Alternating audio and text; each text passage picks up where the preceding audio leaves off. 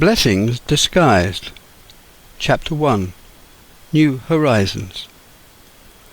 Sally's reply to my question, "Why are you so late?" made me catch my breath. It wasn't the answer I expected. All over that Christmas vacation I gave way to feelings of desolation. Thoughts about all those past, exciting, frustrating and annoying times, 23 years of married life, 6 children and a circle of friends overlaid now by feelings of anger. I was distressed, felt painfully let down and deserted.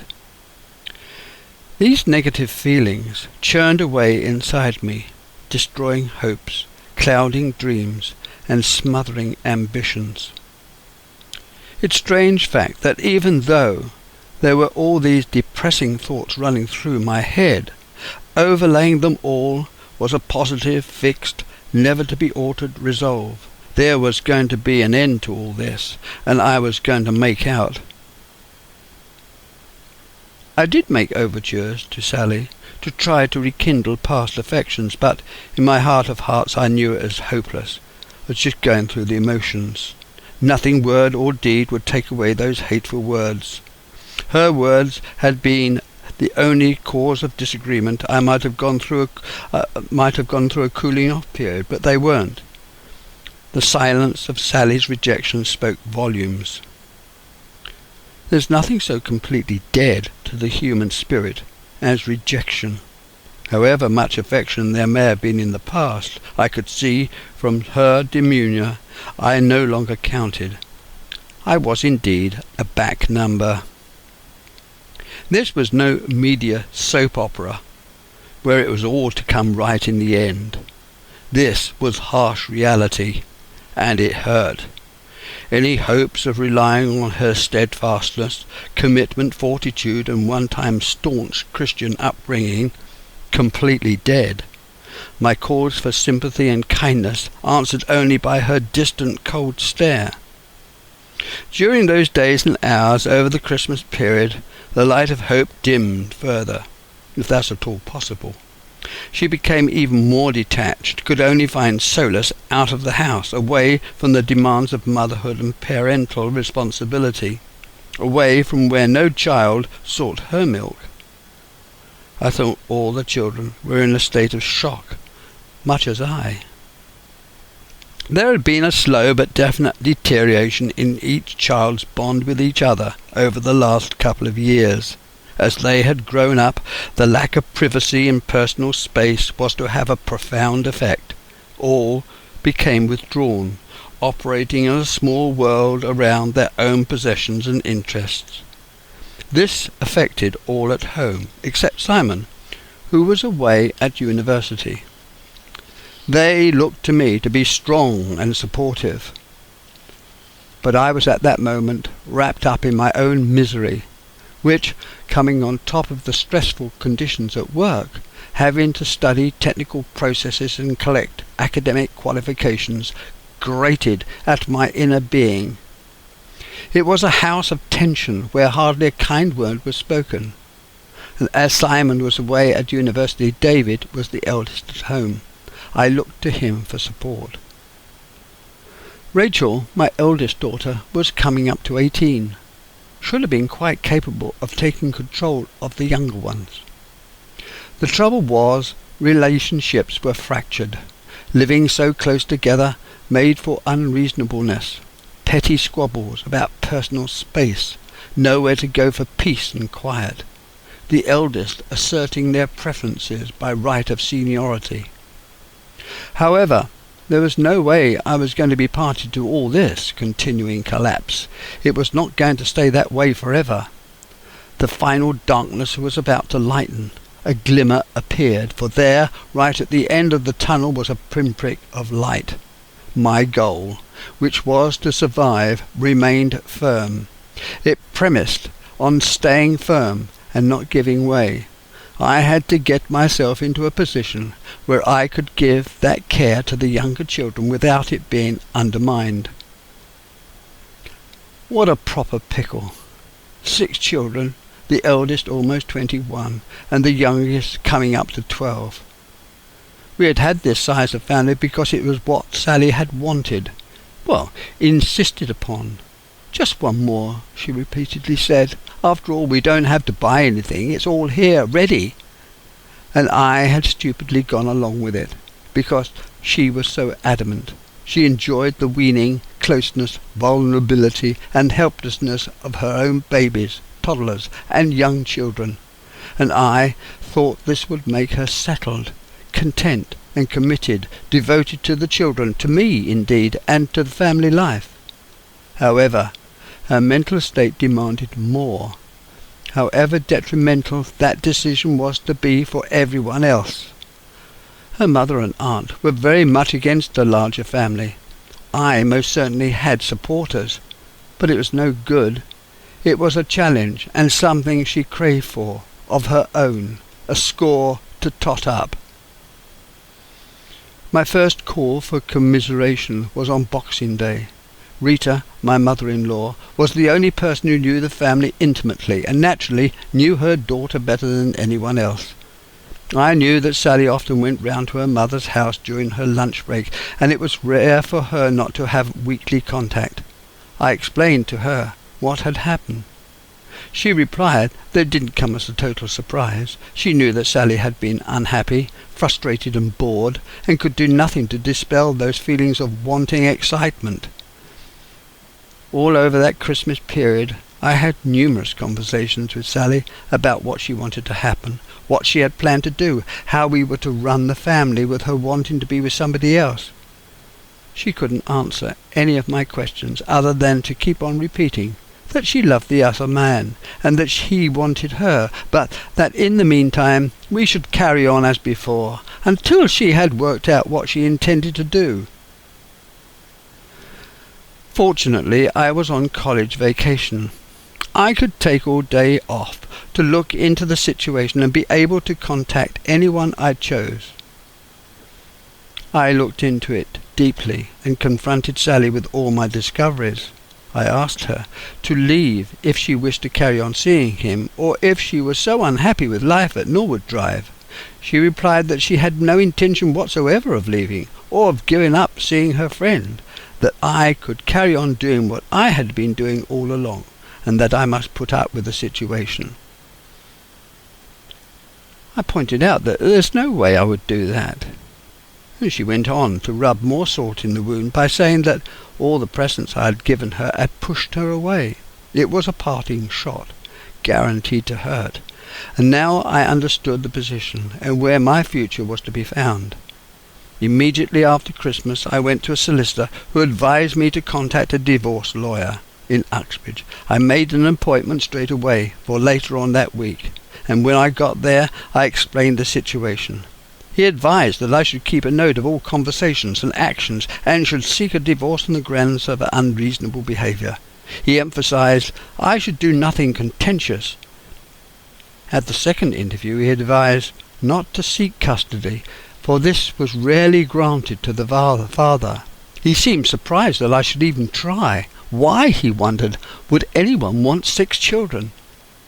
However, if that were what I wanted, he would support me, believing that attempting a reconciliation rarely worked out, that when relationships had reached this point, a separation was the only solution.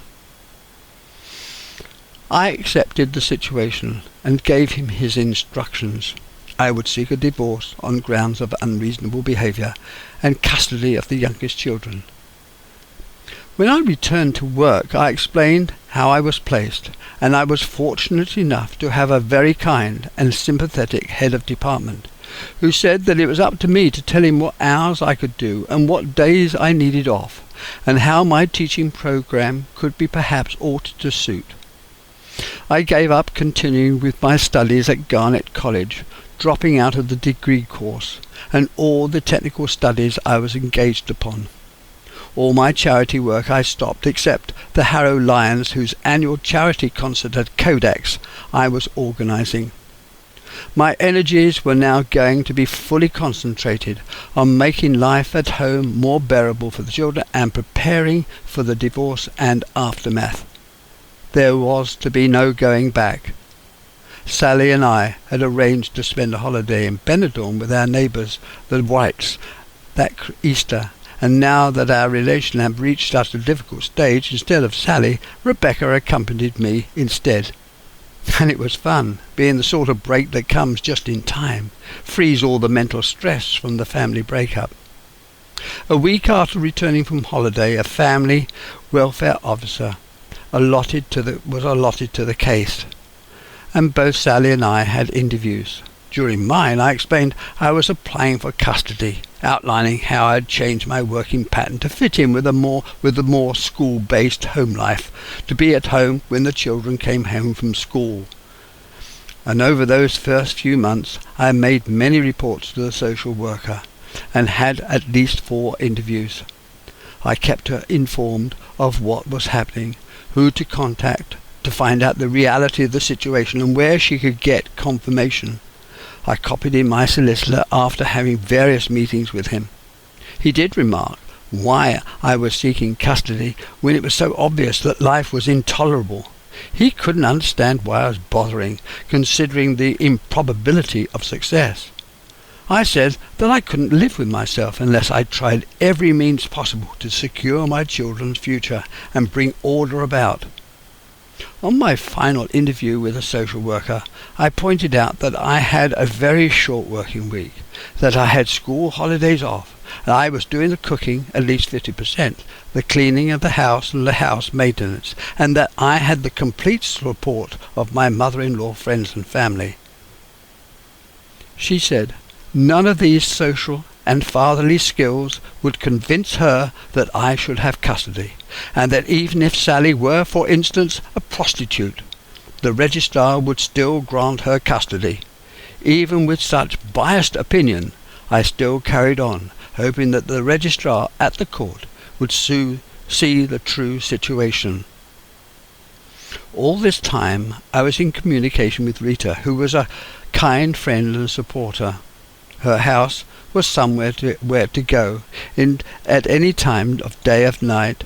Food would be provided, a drop of sherry and a ginger biscuit, a warm fire, peace and quiet.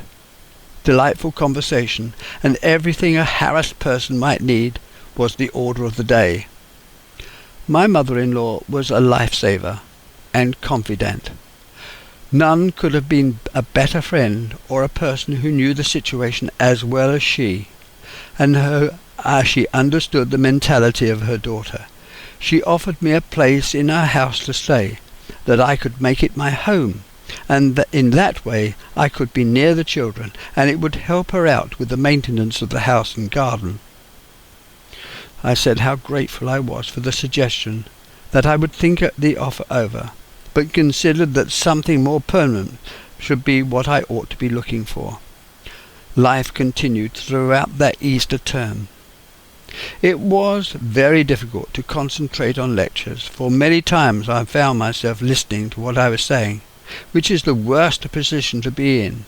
It's most distracting. I was fortunate that I had been made up to the next grade. At the end of each term, lecturers sometimes made up a visit to a workplace for the students to see how industry works, so that they might have a better understanding of technical advances and the latest equipment. During one of these visits, I got talking to some of the workers I had known before I went into teaching. They told me they were starting up a small factory and wanted a retoucher to do some of the corrections, and would I be interested? At this I jumped at the chance, because it was a good way to find out all the latest methods and to keep one's hand in. I set up a workplace in the garage at home, using some of the chemicals from college to start me off. I picked up the positives and marked up proof sheet, and from there started my own business, keeping on with teaching to provide continuity. Playboy magazine made up the bulk of the work. It was funny to see all these films hanging up on lines stretched in the garage to dry, but it did provide cash, which would eventually prove to be essential. A few weeks later, the social worker came round to interview Ruth and Benjamin, to ask whom they wished to have custody by, their mother or father.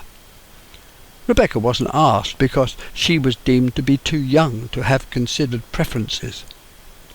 Benjamin, who was 14 a month later, declared, "I'll stay with my mother, who needs my support."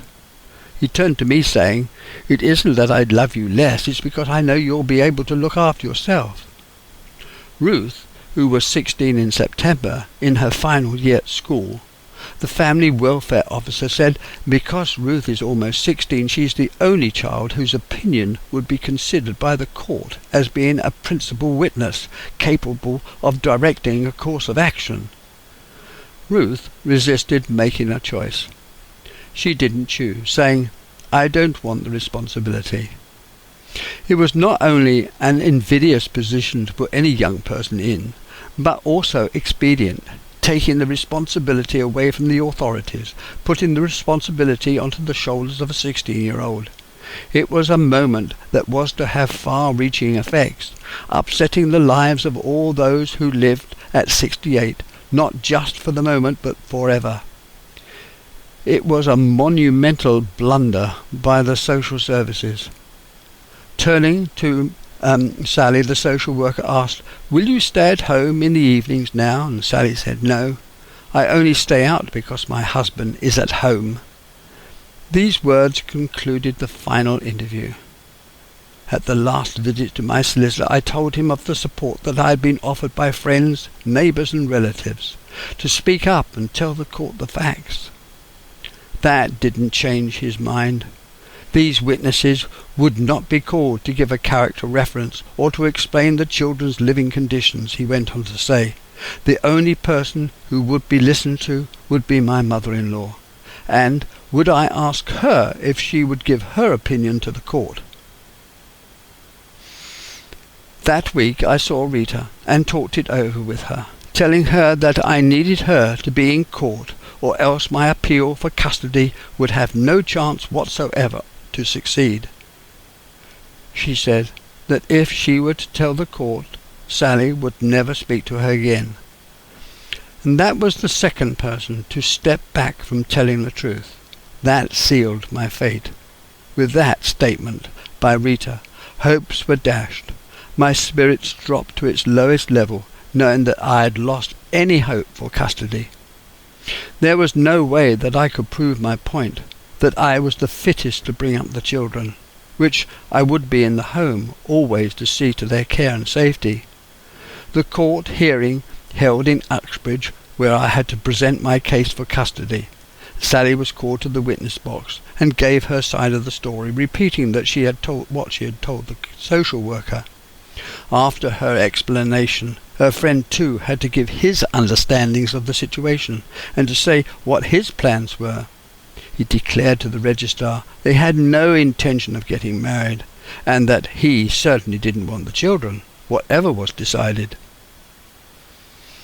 The court, on the strength of the social worker's judgment, gave custody to Sally, and with that I knew I would have to leave Norwood Drive and all that I had built up over 25 years of work, the family, possessions, and all the happy memories, planning the way ahead for each child and seeing to all their needs.